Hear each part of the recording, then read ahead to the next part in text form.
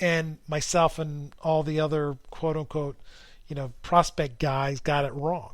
I mean, sometimes that works. Adolis Garcia is a perfect example. Right? Nobody was talking about this guy, and he has been, I'm telling you, a difference maker for the last 2 years. Nobody talked about him. And then you talk about guys that you drafted and held on to for so long that didn't amount to anything. You wind up cutting them. Corey Ray, great example. I still have him on a dynasty league. He probably doesn't hit enough, right? But he's got crazy skills and crazy tools. But guess what? Freddie Freeman is a fantasy stud. No two ways about it. Yeah, he's only has 9 home runs this year, and it's all the mess with should he have stayed a Brave or, did he make a mistake, blah, blah, blah, blah. He's still really good. Kevin Gausman's probably not a stud, but he's in that next team picture, right? The two really good players who, guess what, are going to be good not just this year. Freddie Freeman's going to be good for the next 2 or 3 years at least, and Gausman the same thing.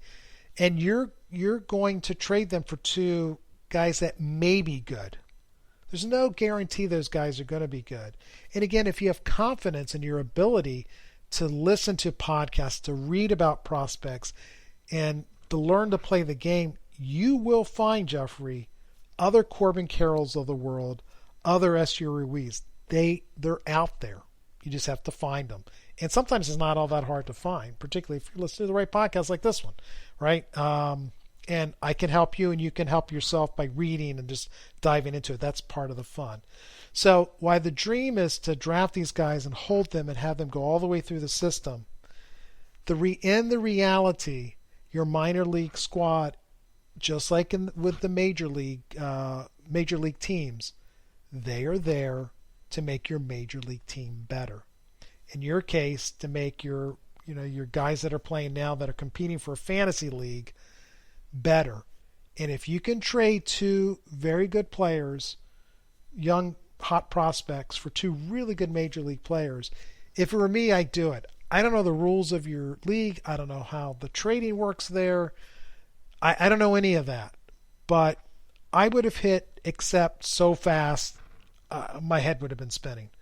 That would have been me in any one of the leagues that I play in. Again, your leagues could be different because I have the confidence that I can find these new players coming up. Now, you might say, well, gee, I'm out there scouting. I've gone to scout school and blah, blah, blah, and all that kind of stuff. Yeah, I have a slight advantage, but not that much because I share all the information with everybody. And quite frankly, so do all the other sites. That's what you do, right? And I think if you keep at it, you will find those young players. Guess what? You're not going to find Freddie Freeman, Kevin Gausman, because there are only two of them, and they're already doing what they're doing. And there's tremendous value in that.